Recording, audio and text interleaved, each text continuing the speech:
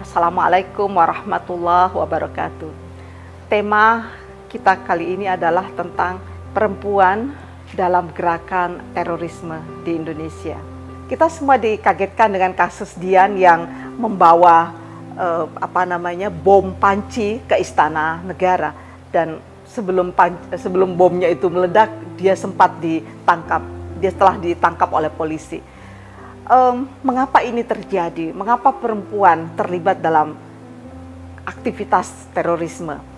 Ternyata setelah kita selidiki, kita mempelajari, ISIS sebagai gerakan terorisme yang paling besar di dunia ini telah lama memanfaatkan perempuan sebagai aktor dalam kegiatan-kegiatan terorisme mereka.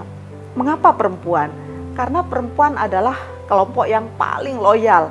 Jadi kalau mau bicara tentang loyalitas, maka perempuan jauh lebih loyal ketimbang laki-laki. Karena itu kalau mau menggunakan tenaga perempuan, itu biasanya bisa lebih diharapkan ya loyalitasnya. Yang kedua, karena dengan menggunakan perempuan itu biayanya lebih murah, karena mereka tidak perlu dibayar, mereka juga tidak mau memerah seperti banyak dilakukan oleh tenaga yang lain. Dalam banyak pengalaman atau dalam banyak literatur yang saya baca, kalau perempuan itu biayanya lebih murah. Dan yang ketiga, biasanya mereka itu mudah dipengaruhi akibat relasi patriarki di masyarakat. Karena budaya patriarkal yang mengandalkan posisi suami sebagai imam, karena itu apapun dikatakan oleh suami, maka si istri akan ikut. Karena itu saya melihat pola patriarki ini dijadikan alasan untuk bagaimana mendorong perempuan untuk mau terlibat di dalam aktivitas terorisme. Di Indonesia saya kira belum banyak data yang dapat kita kumpulkan, tetapi gejala keterlibatan perempuan dalam aktivitas terorisme itu sudah mengemuka. Saya menemukan beberapa bacaan mengenai mengapa perempuan terlibat dalam aksi-aksi terorisme. Paling tidak ada 3 faktor. Yang pertama adalah mereka merasa teralienasi, mereka merasa terasingkan dari kelompoknya. Nah, untuk keluar dari kelompoknya itu lalu mereka memilih jalan hidup apa saja, pokoknya bisa keluar dari kelompoknya. Nah, kelompok-kelompok seperti ini kasihan ya, mereka seharusnya membutuhkan penguatan dari kelompoknya, tetapi karena kelompoknya sendiri tidak dapat memahami cara berpikir kelompok-kelompok ini, jadi mereka merasa terasing dari masyarakat di sekitarnya, merasa terpinggirkan dan merasa tidak berdaya. Nah, kelompok-kelompok seperti ini yang mudah ya direkrut untuk menjadi aktor dalam gerakan terorisme.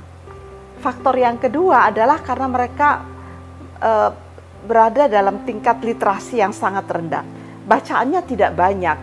Mereka juga tidak mengerti agama, karena itu istilah-istilah jihad, istilah-istilah kafah, istilah-istilah khilafah, istilah-istilah yang berkaitan dengan agama, itu mereka tidak paham dengan baik. Karena itu mereka mudah sekali didoktrin ya dengan istilah-istilah keagamaan yang mereka tidak paham maknanya. Karena itu tingkat literasi, terutama literasi keagamaan yang rendah, membuat kelompok perempuan ini gampang sekali untuk direkrut menjadi aktor terorisme. Yang ketiga adalah karena kelompok ini biasanya terpapar oleh interpretasi keagamaan yang eksklusif ya, yang memandang kelompok yang berbeda itu sebagai kafir, sebagai sesat dan sebagainya. Nah, kelompok-kelompok ini lalu biasanya itu berpikiran sangat dangkal, yang mudah terpapar oleh pemahaman yang intoleran. Karena itu mari kita bersama-sama untuk tidak mensosialisasikan pandangan-pandangan keagamaan yang mengandung unsur-unsur intoleran, karena ini sangat berbahaya. Karena itu mari kita semua sebagai warga bangsa maupun sebagai warga muslim untuk selalu ya mengedepankan interpretasi keagamaan yang humanis, yang inklusif, yang mengakui adanya perbedaan, karena perbedaan itu sendiri adalah rahmat. Jadi kata Rasul, ikhtilafu ala ummati rahmah. Jadi perbedaan di antara umat kita adalah sebuah rahmat. Jadi nggak masalah gitu. Karena itu mari kita mengajarkan kepada anak-anak kita, kepada keluarga kita, agar supaya mereka tidak terpapar ya pada interpretasi-interpretasi dan pengetahuan-pengetahuan keagamaan yang eksklusif, yang mengandung unsur-unsur intoleran, yang tidak suka melihat orang lain yang berbeda. Karena pandangan-pandangan intoleran ini sekecil apapun itu tidak boleh ditolerir. Mari kita mengatakan tidak kepada semua pandangan keagamaan yang intoleran. Karena intoleransi itu sangat mudah ya membawa seseorang kepada tindakan-tindakan kekerasan. Intoleran itu sangat mudah mendorong orang untuk melakukan hal-hal yang negatif, yang bertentangan dengan prinsip agama itu sendiri.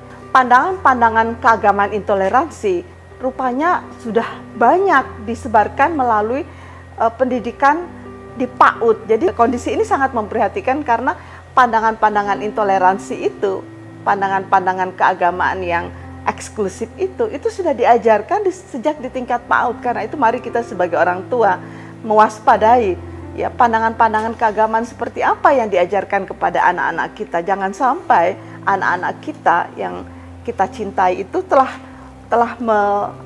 memiliki di dalam dirinya unsur-unsur kebencian, unsur-unsur permusuhan terhadap orang yang berbeda akibat pemahaman keagamaan yang ditanamkan oleh guru-guru mereka sejak di tingkat PAUD. Saya kira perempuan-perempuan yang direkrut menjadi aktor di dalam gerakan terorisme adalah orang-orang yang kehilangan jati diri mereka. Karena saya pikir menjadi perempuan biasanya lebih mudah untuk mengedepankan perdamaian. Perempuan lebih mudah direkrut untuk menjadi peace lover, pencinta damai. Orang-orang yang aktif ya melakukan upaya-upaya perdamaian daripada menjadi orang yang melakukan kekerasan. Saya lebih percaya perempuan lebih mudah direkrut untuk menjadi peace lover, untuk menjadi penyokong perdamaian daripada menjadi aktor dalam gerakan terorisme. Terima kasih. Wassalamualaikum warahmatullahi wabarakatuh.